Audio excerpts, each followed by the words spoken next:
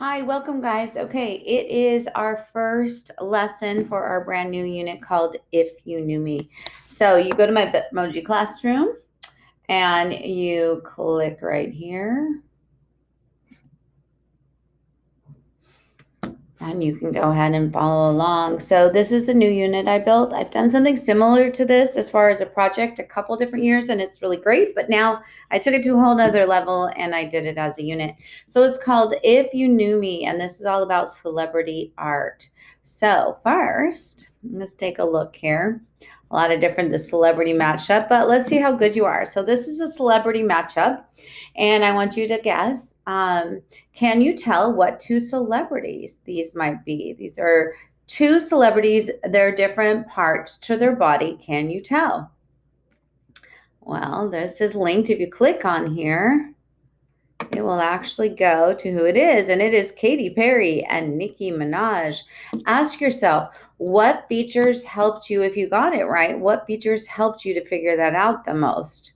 And then, which ones weren't quite as great for you to be able to do that. All right, let's go to the next one. Here's another one.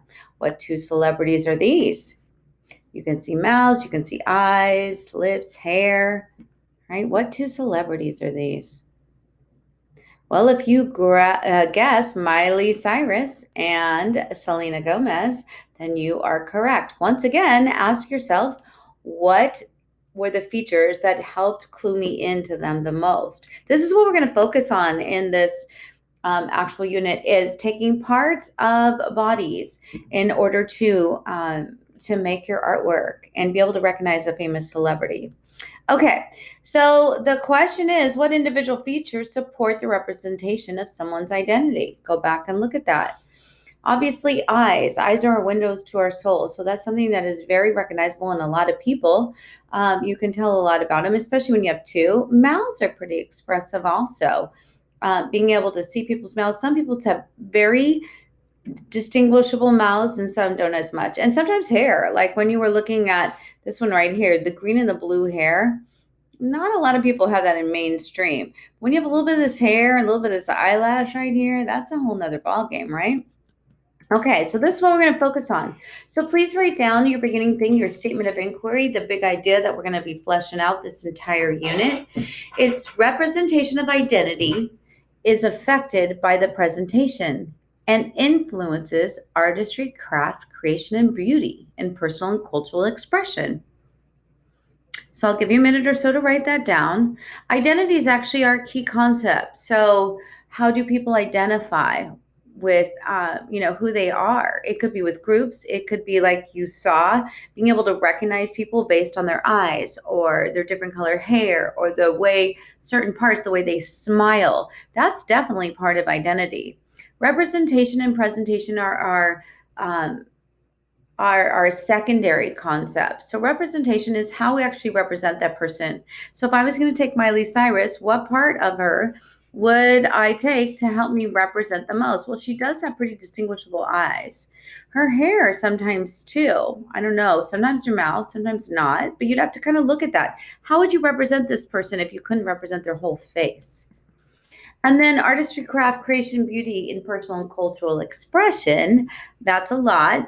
Personal and cultural expression, that's actually the global context, how we're looking at this in the world. And then artistry, craft, creation, and beauty is how we put it together in an art form. So, like I said, we're going to be practicing that this year, kind of fleshing it out a little bit. So let's take a look. In this unit, you're going to develop a lot of different things here towards your final project. In fact, your final project is actually two different things. So first of all, you're going to develop your skills in drawing different kinds of facial features. I'm going to do mini tutorials. Some are going to take one day, some are going to take multiple days, but definitely on the eyes, on the nose, on the mouth, on ears. Ears is real, that is usually somebody's hardest thing in order to draw it. A lot of times we'll draw people and put their hair in front of their ears so that we don't have to deal with that. But you're going to learn how to do this. So these are kind of foundational type skills. You're going to explore different mediums, some that you've done before. And then also I'm going to push you to try and explore mediums that you haven't looked at before. Then your project's going to be, you're going to create a partial celebrity artwork on wood. Partial means, maybe it's a set of eyes, maybe it's an eyes and a cheek, or an eye and part of a nose, or hair, a little bit of hair and an eye. You're going to determine what part helps you to represent this person's identity and how you're going to present it as opposed with the actual medium. And then last, once we're all done, we're going to put them up. We're going to take pictures of them. And then you are going to we're going to create some digital art here. You are going to create a double page spread for like a People magazine type layout to go with the theme If You Knew Me. So kind of like a can you guess, can you tell who these people are? And that would go into a People magazine layout. Okay, so that's where we're going with this. So how to draw facial features. We're going to focus on this starting tomorrow. But first thing I want you to do is I want you to rate yourself on a scale of 0 to 10. 0 is not great, no experience whatsoever. Middle of the road here, I'm okay, but could use more practice. And 9 to 10, this is my specialty. This is my jam. I know what to do with it. So number 1, rate yourself on how well you think you draw eyes. The second one on it is how well you draw lips and regular lips, and then also lips and teeth, because that's a whole nother ball game when you get into teeth, right? Then rate yourself on how you draw noses. And then last, on how you draw ears. So this is your starting point, okay? All right. And then if you want to do some, that's where we're going to end this today. Okay. I had people do like a little bit of a warm-up sketch. That's where I'm going to end the lecture part today. But I want you to go ahead and I'm going to add this to it. Warm-up techniques 1 through 3. Every day we're going to do some warm-up techniques. So this is the top 10. I like this site that I found. So go ahead and warm up your hands a little bit, because what I'm going to have you do is have a starting point, okay?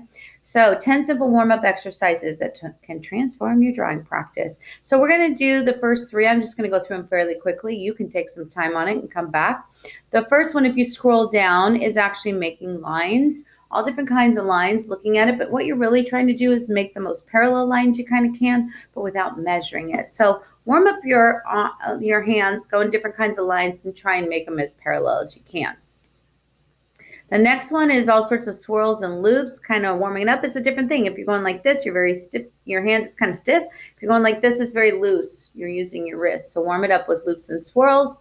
And just take a minute or so to do that. And then the last one I want you to do is exercise 3, which is squares and rectangles. Squares and rectangles.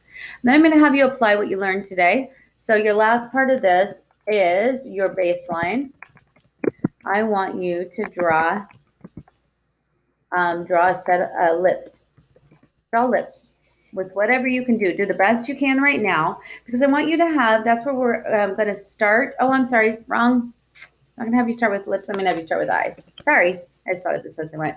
I want you to draw eyes. So this is your baseline. So draw a single eye if you want, or you could draw a set of eyes. That's fine. But go ahead and draw however you would draw eyes as of today. And then after tomorrow's tutorial, you should be able to see some improvement in that. Okay, that is it. If you have any questions, you can email me.